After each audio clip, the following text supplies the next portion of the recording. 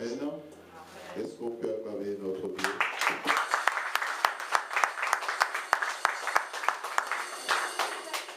Bien-aimés, nous rendons grâce à Dieu pour ce dimanche d'évangélisation. Nous lui disons merci pour son amour et pour sa fidélité.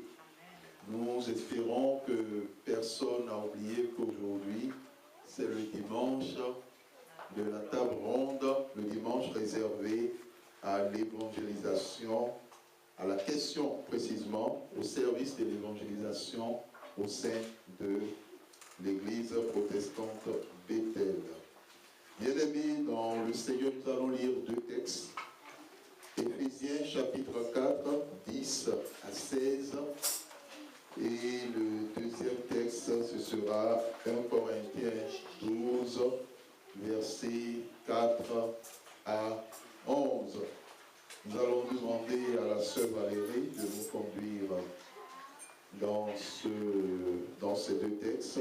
Éphésiens chapitre 4, 10 à 16 et 1 Corinthiens 12, 4 à 11.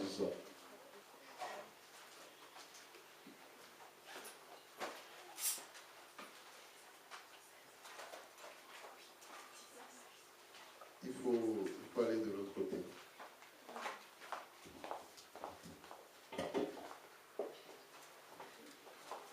« 1 Corinthiens 12, 4 à 11, Éphésiens 4, 10 à 16.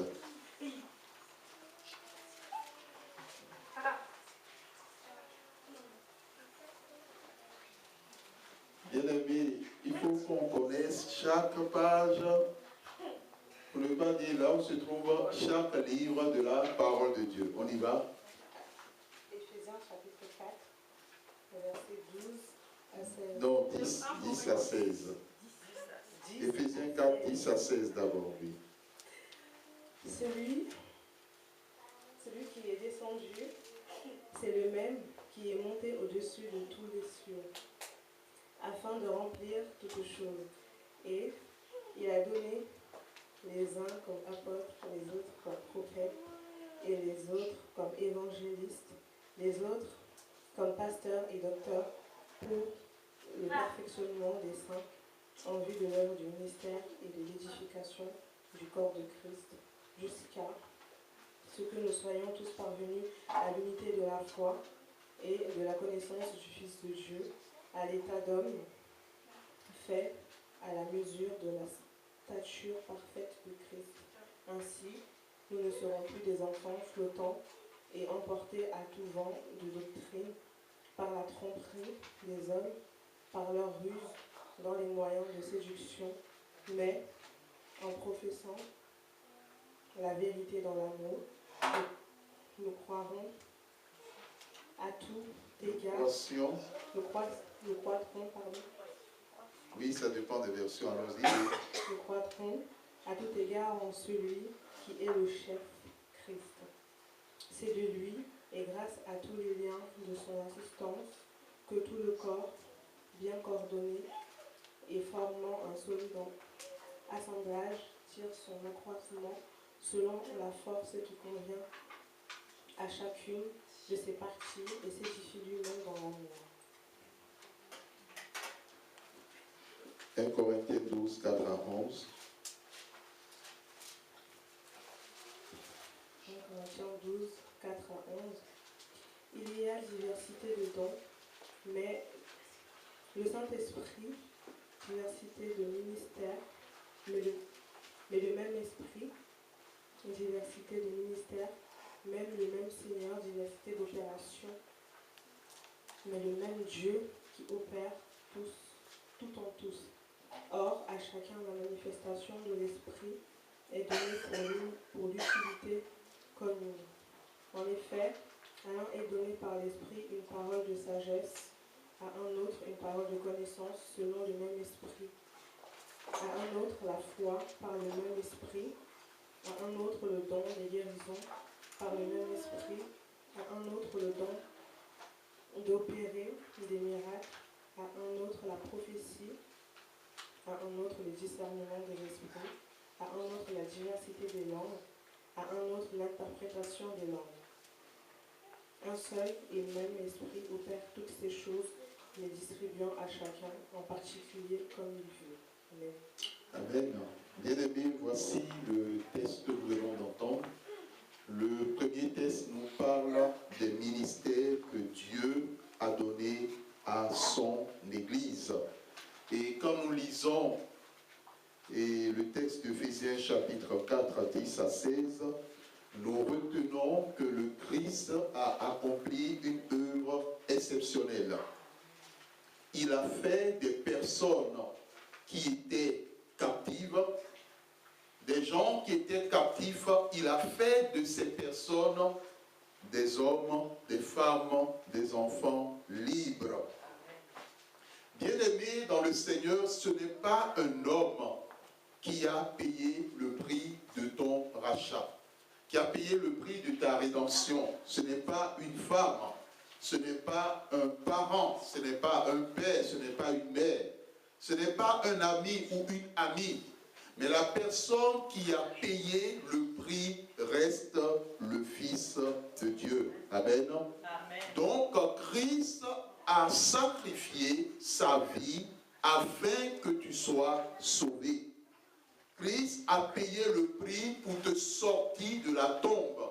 Christ a payé le prix pour te sortir de l'esclavage. Christ a payé le prix pour te sortir des chaînes, des ténèbres, des chaînes de la sorcellerie et bien d'autres. Nous avons déjà donné le témoignage de cette sœur en Christ qui, lorsque la prière a été faite en ce qui la concernait, s'agissant du fait que ceux qui sont dans les ténèbres ont souvent la capacité d'enfermer des gens dans des sépulcres, y compris dans des cercueils ou dans des tombes. Lorsque nous avons donné ce témoignage, nous avons parlé de cette sœur en Christ, où l'élément fondamental dans sa vie, lorsque la prière a été faite dans son rêve la même nuit, elle s'est retrouvée dans une pirogue.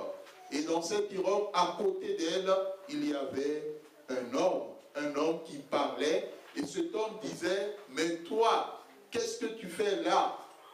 On t'avait enfermé dans un cercueil. Qu'est-ce que tu fais là? Il y a une autre sœur en Christ, on lui a dit au début de l'année, mais normalement, c'était une voix qui lui parlait, elle ne dormait pas. La voix lui a dit, mais normalement, toi, tu ne devais plus être de ce monde aujourd'hui. Qu'est-ce que tu fais dans l'année 2014? Bien-aimé dans le Seigneur, dans un des cas ou dans l'autre des cas, le Christ a accompli une œuvre extraordinaire. Et en retour, par rapport à ce que Christ a fait dans ta vie, tu as le devoir de pouvoir le servir. Tu as le devoir de pouvoir accomplir son œuvre. Et dans les textes que nous avons lus, dans le texte d'Éphésiens, on nous parle des ministères. Nous avons eu à lire combien de ministères? On y va, une personne, chacun me dira un ministère. Une première personne, oui. Prophétie, le prophète, ensuite. Ça, c'est les dons. Dans Éphésiens 4, l'apôtre,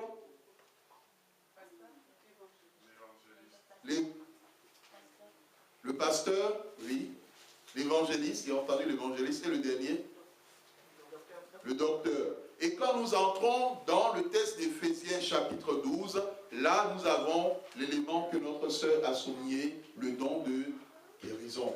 Il y a différentes sortes de dons. La Bible dit qu'il y a des dons, ensuite il y a des ministères, et enfin il y a quoi? Bien aimé, on a suivi le texte. Quelle est la troisième chose qu'il y a? Les dons, les ministères, les...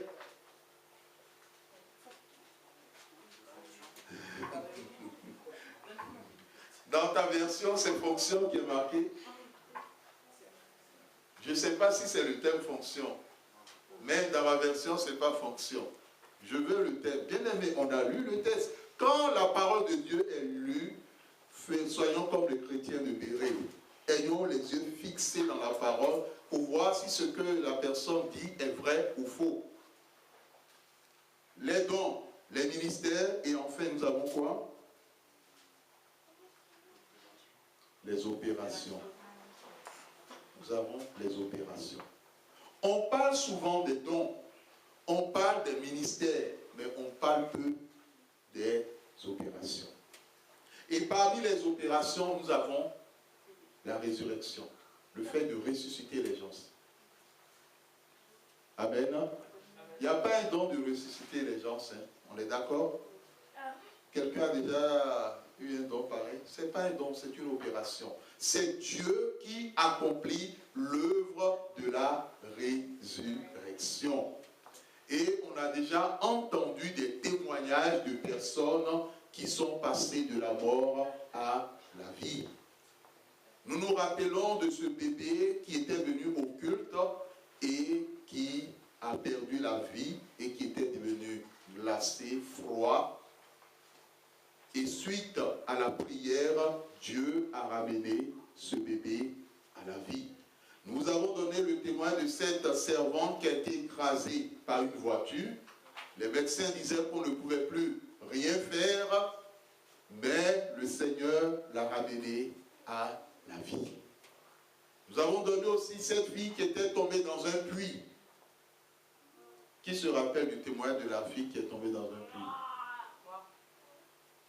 Amen.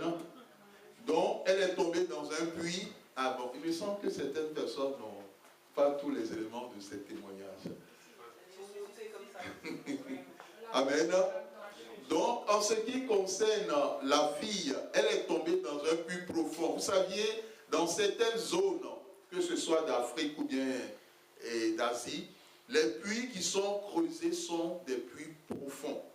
Et quelquefois, lorsqu'on se penche, on ne voit même pas l'eau. Parce que la distance est... Souvent, ces puits ont des poulies. Donc, c'est des systèmes de poulies où la corde est à l'intérieur et l'on tire l'eau. Parce que la profondeur est énorme. Donc, cette fille, elle est tombée dans ce puits parce qu'une force, un esprit a agi dans le sens de la noyer, de la tuer. Et des gens qui venaient puiser l'ont vue.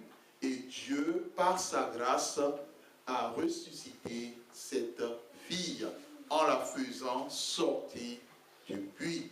Donc, en accomplissant ce que l'on appelle l'ascension. Vous savez ce que c'est que l'ascension? C'est le fait de monter. Donc, elle était dans le Seigneur, l'a fait monter et elle est sortie du puits. Elle n'était ni mouillée, que ce soit les cheveux, le vêtement, tout était sec.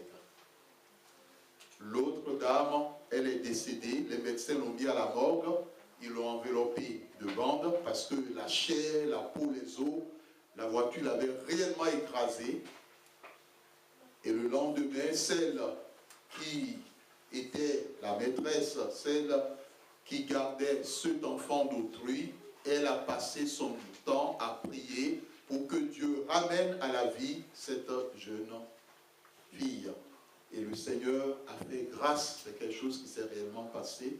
L'Éternel a fait grâce et ce qui s'est passé, c'est que au matin, pendant qu'elle était assoupie, à force de prier, de supplier Dieu, pendant qu'elle était assoupie, l'Éternel, dans sa grâce, a réveillé celle qui était décédée et celle qui était mise à la mort. On attendait simplement le lendemain pour la mettre là où, dans le congélo humain.